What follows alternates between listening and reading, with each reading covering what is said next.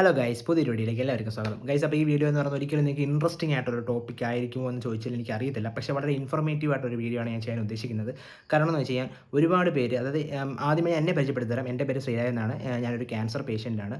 അപ്പോൾ അതുകൊണ്ട് തന്നെ ക്യാൻസറുമായിട്ട് ബന്ധപ്പെട്ടൊരു വീഡിയോ ആണ് ഇത് പറയുന്നത്. നിങ്ങൾക്ക് കാണാം, കാണാതിരിക്കാം, അത് നിങ്ങളുടെ ചോയ്സാണ്.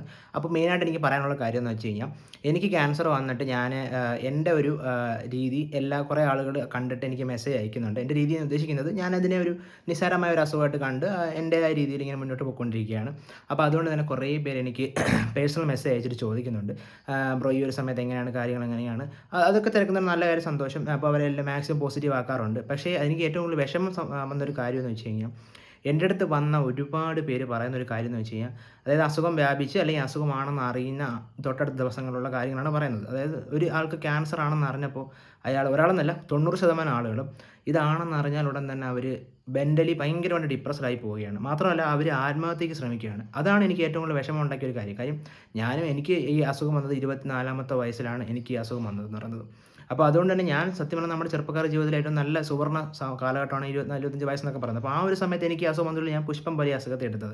ഓക്കെ, ഈ കുറച്ച് നാൾ ക്യാൻസറുമായിട്ട് ബന്ധപ്പെട്ട ജീവിതമായിരിക്കും. ഓക്കെ, അതങ്ങനെ തന്നെ പോട്ടെ, എത്രയും പെട്ടെന്ന് മാറ്റിയിട്ട് തിരിച്ച് വരാം എന്നാണ് ഞാൻ ചിന്തിച്ചത്. പക്ഷേ എല്ലാവരും, അതായത് എന്നെപ്പോലെ ചിന്തിക്കുന്ന കുറേ പേരുണ്ട്. പക്ഷേ അതിൽ കൂടുതൽ 90% ആളുകളും ചിന്തിക്കുന്നത് പറയുമ്പോഴത്തേക്ക് അവർ ജീവിതം അവസാനിക്കുകയാണ്, മരണത്തിലേക്ക് പൊയ്ക്കൊണ്ടിരിക്കുകയാണെന്ന് പറഞ്ഞാൽ അവർ കൂടുതൽ പേരും ആത്മഹത്യയ്ക്ക് ശ്രമിക്കുകയാണ്. അപ്പോൾ എനിക്ക് നിങ്ങളോട് പറയാനുള്ള കാര്യം വെച്ചാൽ, ഒരിക്കലും നിങ്ങൾ ആത്മഹത്യയുടെ പുറകെ പോകരുത്.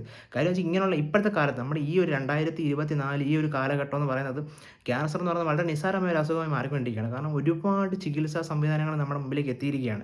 അത് ഏറ്റവും വലിയ എക്സാമ്പിളാണ് ഞാൻ തന്നെ. എനിക്ക് ആദ്യമേ വന്ന് കംപ്ലീറ്റ് ആയിട്ട് ഞാൻ പൂർണ്ണമായിട്ട് മാറ്റിയിട്ട് തിരിച്ച് വീണ്ടും വന്നാണ് പുതിയ ചികിത്സയിലേക്ക് പോയിക്കൊണ്ടിരിക്കുകയാണ്. അങ്ങനെ നമുക്ക് എന്തെല്ലാം പുതിയ പുതിയ ടെക്നോളജികൾ വന്നുകൊണ്ടിരിക്കുകയാണ്. അപ്പോൾ അതുകൊണ്ട് തന്നെ നിങ്ങൾ ഒരിക്കലും ഇപ്പം ക്യാൻസർ ആണെന്ന് പറഞ്ഞ് നിങ്ങൾ മാനസികമായിട്ട് തളരാനോ അല്ലെങ്കിൽ ജീവിതം അവസാനിപ്പിക്കാനോ പോകരുത്. അതെൻ്റെ ഒരു അപേക്ഷയാണ്. നിങ്ങൾ ഫുൾ പോസിറ്റീവായിട്ട്, നമ്മുടെ മനസ്സാണ് ഏതൊരു അസുഖം, ക്യാൻസർ എന്ന അസുഖം മാത്രമല്ല, ഏതൊരു അസുഖം, ഏതൊരു വൈകല്യം നമുക്കുണ്ടായാലും നമ്മുടെ മനസ്സാണ്. നമ്മുടെ മനസ്സിന് ധൈര്യമുണ്ട്, മനസ്സ് ഓക്കെ ആണെന്നുണ്ടെങ്കിൽ ഏത് അസുഖത്തിൽ നമുക്ക് തുറച്ചു നിൽക്കാൻ പറ്റും.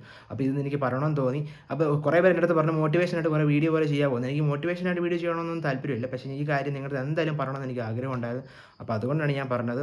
മോട്ടിവേഷനായിട്ട് ചെയ്യണമെന്നുണ്ടെങ്കിൽ ഞാൻ അതിലും താല്പര്യപ്പെടുന്നുണ്ട്. കാര്യം ഞാൻ കാരണം എന്താണ്, എൻ്റെ സംസാരത്തിലൂടെ നിങ്ങൾക്ക് ഒരു പോസിറ്റീവായിട്ട് എന്തെങ്കിലും ചിന്തകൾ കിട്ടുന്നുണ്ടെങ്കിൽ എനിക്ക് ഭയങ്കര സന്തോഷമാണ്. അപ്പോൾ അതുകൊണ്ട് ഞാൻ അത് റെഡിയാണ്.